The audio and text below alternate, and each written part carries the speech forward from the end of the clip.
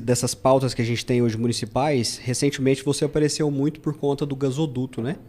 Por trazer de volta essa discussão e eu queria saber o que você tem para falar sobre isso, como que está isso, o que você pensa sobre isso. Não, tem notícia boa.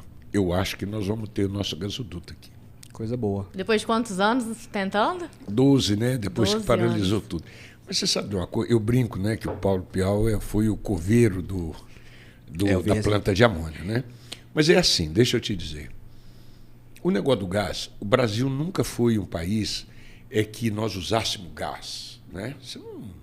Você usa muito gás, são nos países assim, você tem aqueles invernos rigorosos e tal, que o aquecimento é à base de gás, o chuveiro é a gás. Que não é a nossa realidade. Nosso chuveiro é elétrico, Claro. né? É raro você ter, né? No Rio tem muito, chuveiros normalmente lá são A gás. a gás e tal, mas na maioria das cidades, né? Sim. É elétrico ainda, Elétrico. né? Essa coisa toda. Bom, então, nós tivemos naquela época, que era de conhecimento restrito ainda, a questão das plantas de amônia e ureia. Você ter... a lógica é a seguinte, um país que quer ser celeiro do mundo, o Brasil virou celeiro do mundo. E você vai ver agora, por exemplo, a Índia. A Índia passou a China em população, né? E a China e a Índia está se preparando, né? Está surgindo uma classe média na Índia que não tinha, né? Eu fui na China agora. E eu fui há 12 anos atrás, 11 anos atrás. O que eu vi, né, naquela época? Tudo bem que a China não está funcionando a plena capacidade, porque lá o turista não consegue entrar.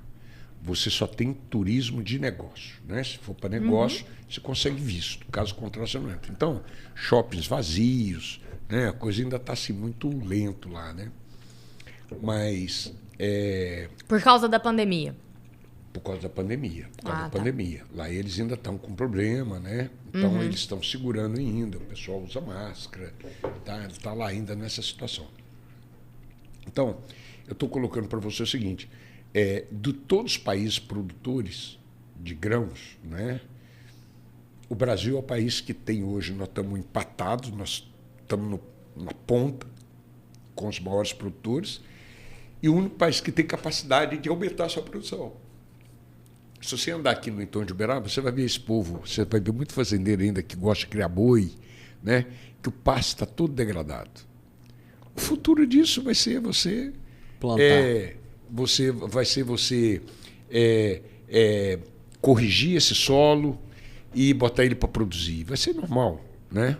Você vê que hoje a gente vê muito pouca cabeça de gado aqui. Uberaba, o gado que você vê aqui é o gado de elite, é genética, né? Você tem um gado aí que quando você deixa numa exposição, você deixa, como é que chama isso? Uma vitrine, né? É coisa de vitrine, né? Não é quantidade, né? Sim. Então, nós sabíamos lá atrás que nós tínhamos uma dependência muito grande de insumos agrícolas, né? E o que é o insumo agrícola? O insumo é o alimento da planta. Sem esse alimento, a planta não cresce. Não prospera. Não cresce, não produz, né? E tal. Então, nós sabíamos disso já, 12, 15 anos atrás a gente sabia. Tanto é que a gente trabalhou pelas plantas de amônia e ureia e uma em Uberaba.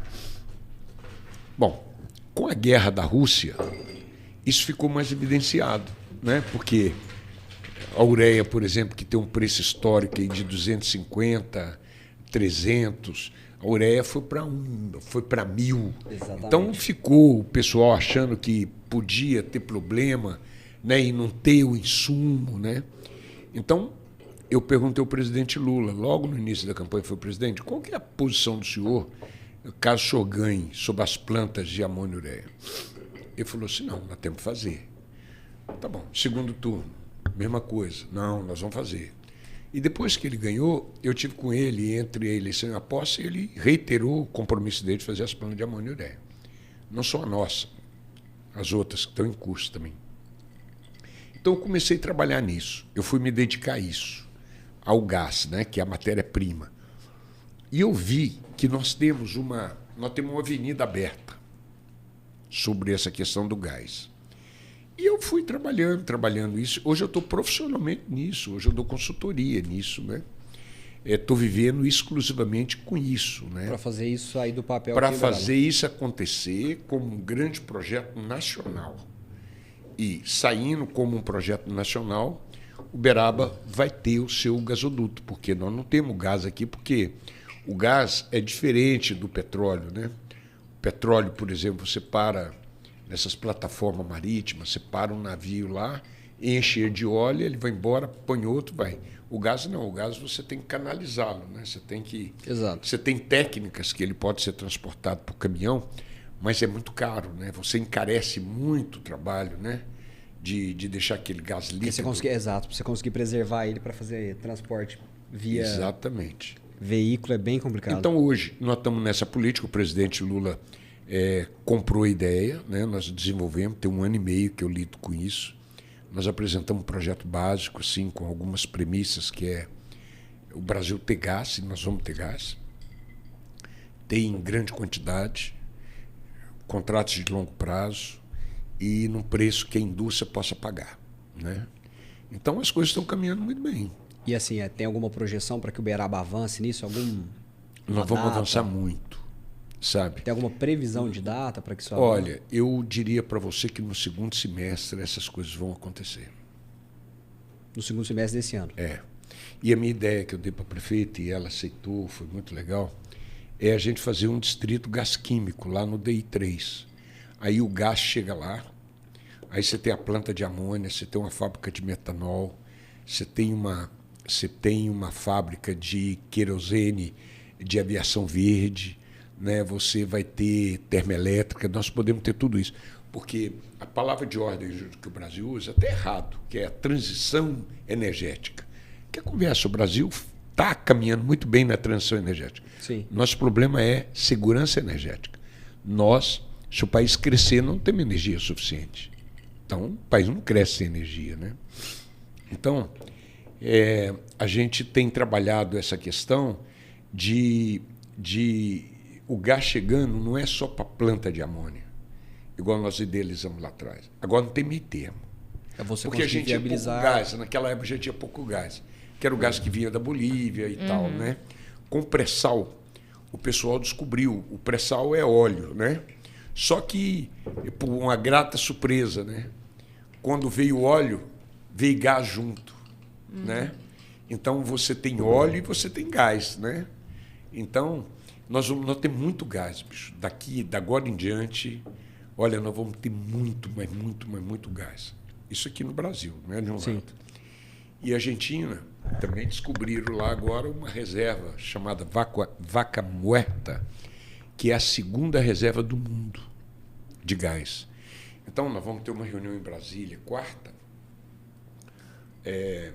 Nós já estamos apresentando um projeto de integração de dutos para atender toda a América Latina. Caramba. Uma rede de dutos que o gás vai e volta, entendeu? Então, você pega o gás do pré-sal, na costa aqui de São Paulo e do Rio, você bota, se precisar, vai lá atender a Argentina. Faltou o gás aqui, você pega o gás da Argentina e põe, ele sobe. Você consegue interligar isso para o país? Todo. Engenharia permite isso. E tem previsão para começo disso ou nada? Olha, a Argentina está avançando nisso, porque a Argentina tem que resolver o problema dela, que é que o argentino tem um problema que nós não temos. O argentino tem um inverno rigoroso, né? Então, ele tem que levar esse gás até Buenos Aires e até o norte. Eles esperam chegar até o ano que vem com esse gás. É projeto de 3 anos, eu diria para você que essas coisas vão acontecer em 3 anos. Você não consegue fazer uma fábrica. Você tem ideia de quanto custa uma fábrica de amônia e ureia? De amônia e ureia? É. Eu não faço a menor ideia, vou te chutar aí 1 bilhão. 2,5 de dólares. Bi. 15 bi. Que loucura. Então não é para qualquer um, é um negócio assim extremamente complexo. Você não faz num ano. São 3 anos para desenvolver isso. E é algo que muda o patamar da economia do município. Que vai mudar do Brasil. Você vai ver, esse projeto der certo. Olha, o que tem de empresas químicas. A empresa química morreu, sabe? Porque não temos matéria-prima. O gás é matéria-prima básica. Hoje eu converso com a turma e eu tenho um arrependimento, porque eu nunca gostei de química. E eu matava a aula de química. Minha aula de química eu saía da sala, sabe? E hoje, rapaz, gás é química pura. Química pura. E aí você está tendo que voltar. Não volto, porque o bom do nosso político é o seguinte, né? O Fica na conhecimento nosso, ele não tem que ser um negócio profundo, isso é para técnico, né? Você tem que ter um conhecimento raso, né? Hoje teve uma discussão sobre quanto por cento que reinjeta em cada poço petrolífero de gás e tal. O cara falou, você vai participar? Falou, não, mas depois você me fala no final quanto que deu ali, para mim está tudo bem, eu tenho que acompanhar isso. Eu não sei se foi numa entrevista,